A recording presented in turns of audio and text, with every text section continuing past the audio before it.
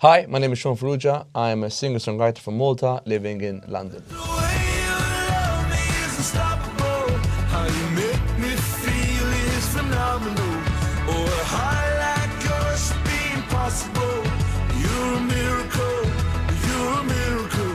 It all goes back to 2019. I emailed Sigala and I managed to convince them to meet me for a bit of a meet and greet. And I turned that meet and greet into me showing up from Malta with all my belongings in a backpack and a luggage. They're knocking on the door, literally coming in with all my stuff. And they're like, "What are you doing?" I'm like, "I moved here for you. Please sign me."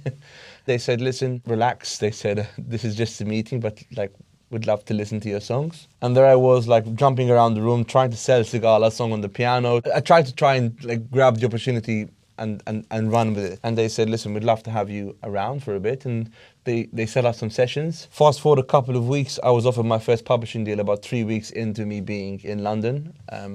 By Sigala, called Lighthouse Music Publishing. That's when it all began. That turned into me having more sessions.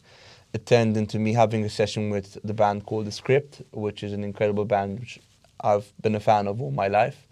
And I managed to get a cut on their album, which was my first ever song, which then went #1 on the chart.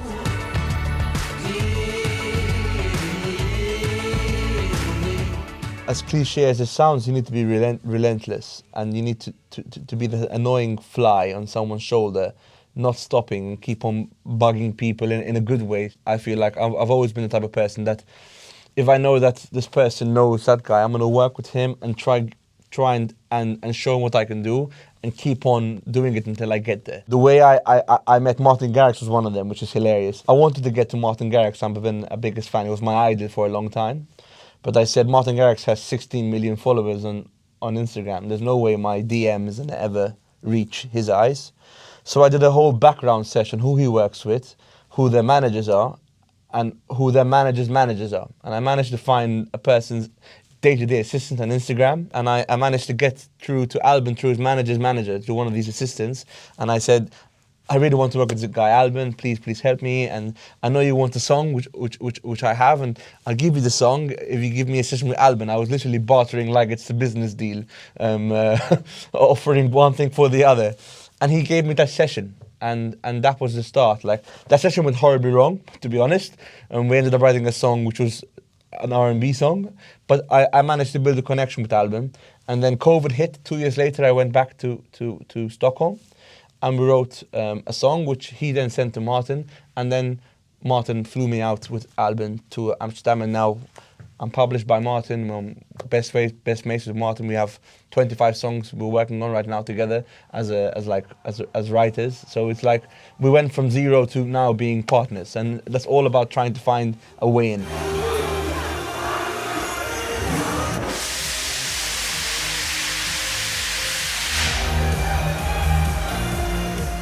I never plan. I go in and I just jump on the piano and say, like, whatever comes, comes. And then I start mumbling, shouting, screaming. If you hear my voice notes, you'll be like, this guy is a weird one, because I jump on the piano, try and create melodies and try and make sense of what I'm saying. And then if I manage to find something in that gibberish which is good, I try and turn it into something, and then I'd rewrite it, and then it's like you're in the casino playing slots, and you just hope that you hit the jackpot. Many of the times you get 3 of the 4, and then the last one's off, so you write again. It's like, for me, it's very like inconsistently like trying to create something which feels special. But I'd rather have that one special song than a couple of songs which mean nothing to me.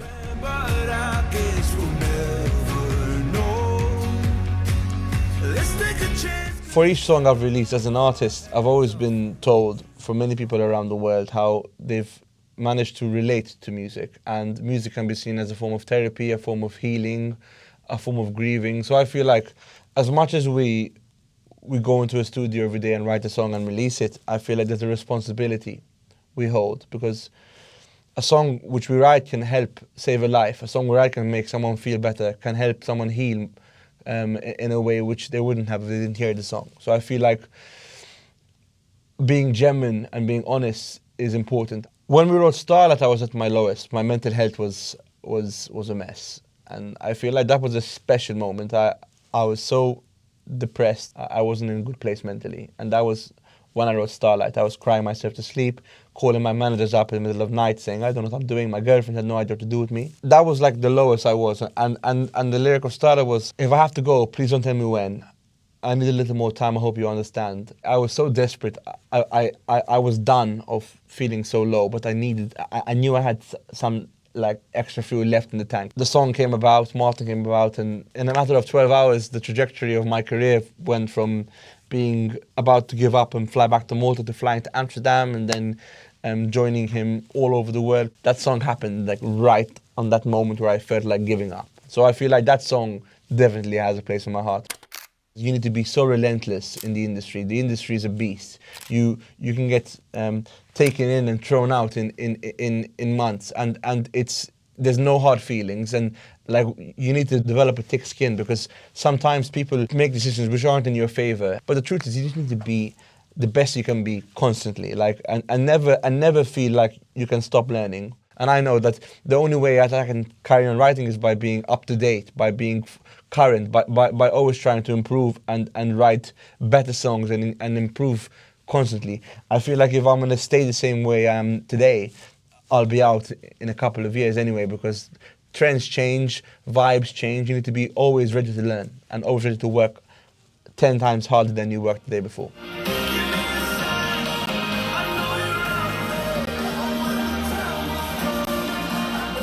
Without you guys, I feel like we wouldn't have a seat at the table. So I think you guys are vital for any songwriter, any musician whose voice is small. I'm just a man from Malta.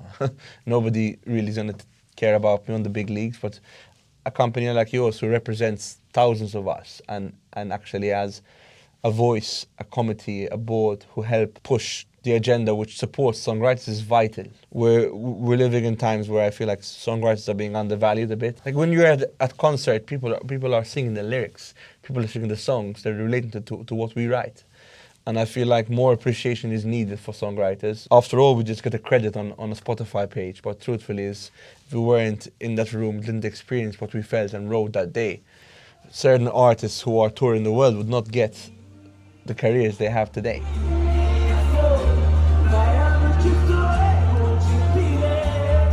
I bought myself a sausage roll for my songwriting, so it felt good because I was like, I'm not gonna lie to you, it's true. I went and bought a sausage roll and a cheesecake. You know, I didn't buy it from my part-time job. I bought it from my songwriting. Man, I felt proud. You know, like it felt good. It felt good that like there's an agency like you guys who collected royalties from wherever it got played in the world, and it came into my bank account, and I managed to earn something from music, which I think is crazy for me. I try to remind myself, I love the fact that I'm a full-time musician. I'm just grateful that I managed to make ends meet and do music, and hopefully I'm able to carry on doing this for as long as I can.